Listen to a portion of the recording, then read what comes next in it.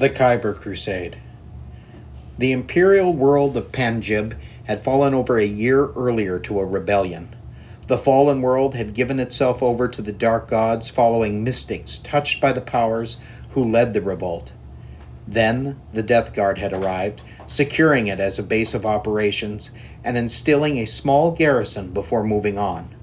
Lord Mogwar wanted the world as a recruiting depot for the Khyber path, and so resolved to take it for his own. The Shard of Tartarus arrived, and the Death Guard light cruiser fled before it. The Death Guard garrison was stationed at the fortress of Radon, from which they oversaw the entire world of Panjib. Spies reported the fortress was shielded by an unusual quantum generator, making it impervious to orbital bombardment and teleport attack. Agents also reported that it was under the command of Janabeg, of the Murmurs of Decay warband. Lord Mogwar positioned the Shard of Tartarus to deliver orbital gun support, then descended to the planet in a mass infantry assault force. The Death Guard lieutenant would no doubt be expecting sabotage or insurrection in the fortress as soon as he identified the Alpha Legion flotilla. Janabeg would be focused inward, expecting a subtle thrust from the Legion. Instead, Lord Mogwar hoped to surprise him with a blunt assault on the quantum generators that would lower the shields and leave the fortress of Radon open to a devastating bombardment. From there, Lord Mogwar hoped to convince Janabeg to abandon the world to him, and perhaps strike an interesting accord. The Alpha Legion landing close to the quantum generators clearly took the Death Guard by surprise. They began to move to defend the site, but quick reactions were not what the Death Guard were noted for. The Alpha Legion forces advanced swiftly, with the Havoc Squad pouring covering fire into the Death Guard Hellbrute in the center, damaging it badly. The Defiler Doomwalker advanced, pouring fire into the Poxwalkers that made up most of the perimeter force. Explosive shells and autocannon fire shredding the mangled, diseased puppets. Fiddleback the Venom Crawler, meanwhile, poured sustained fire into a large squad of Death Guard legionaries, the Demon Engine's weapons decimating the ranks of the Death Guard.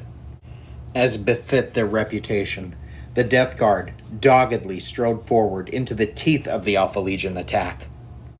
On the right flank, the two surviving Death Guard legionaries, with another full squad and a sorcerer behind them, charged the Venom Crawler. The Power Fist managed to crack the Demon Engine's armor, but it was not enough. The Venom Crawler ripped apart a Death Guard, then squared off against the champion.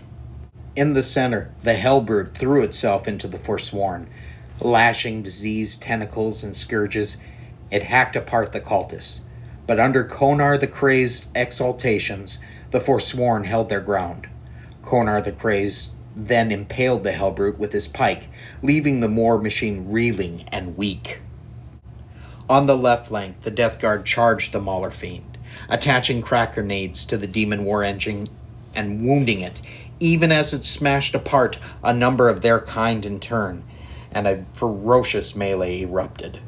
The Alpha Legion units, though, continued to press the attack on all fronts, with some Alpha Legion units bypassing ongoing melees to strike deeper into Death Guard territory.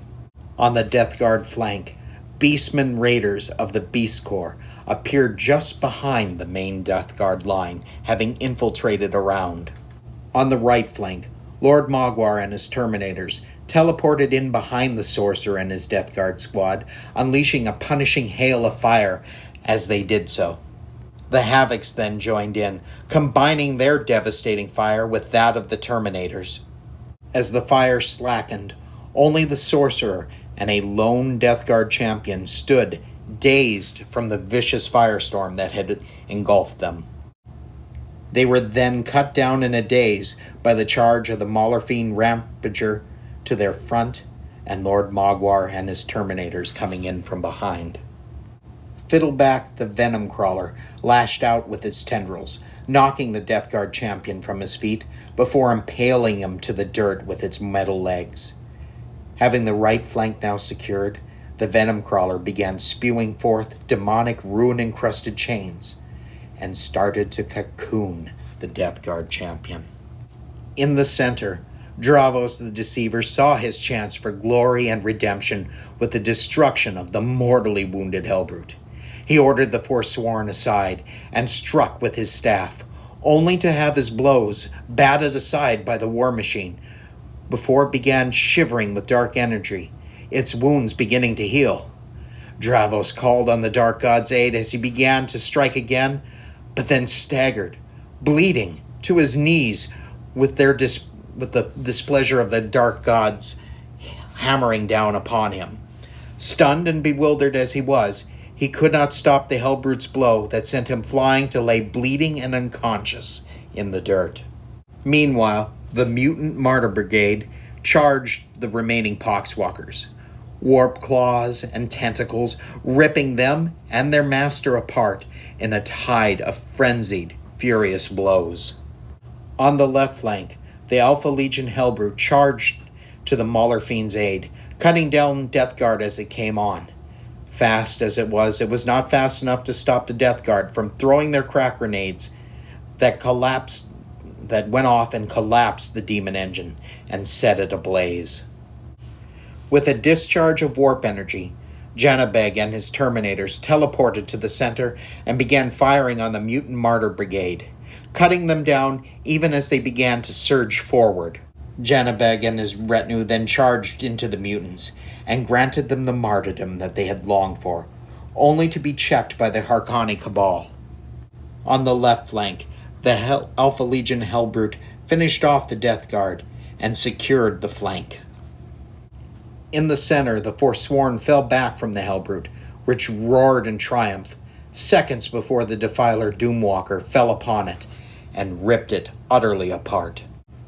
Janabeg and his Terminators suddenly found themselves surrounded by Beastmen and the Mauler Fiend, known as the Rampager. The dread war machine crushed Janabeg's Terminators in a warp-fueled frenzy. Trapped, Janabeg prepared to make his last stand. Suddenly, the Alpha Legion forces surrounding him pulled back, their weapons still at the ready, still surrounding him as a silence came over the battlefield. Then came the vox-emitted voice of Lord Mogwar. "It's over, Janabeg. The quantum generators are disabled, and my space hulk, Shard of Tartarus, moves into orbit to bombard the fortress of Radon. It is time to talk terms, brother." Lord Mogwar then strode through his warriors to face Janabeg. "Your position is hopeless. Surrender the fortress to me now, and I will be merciful.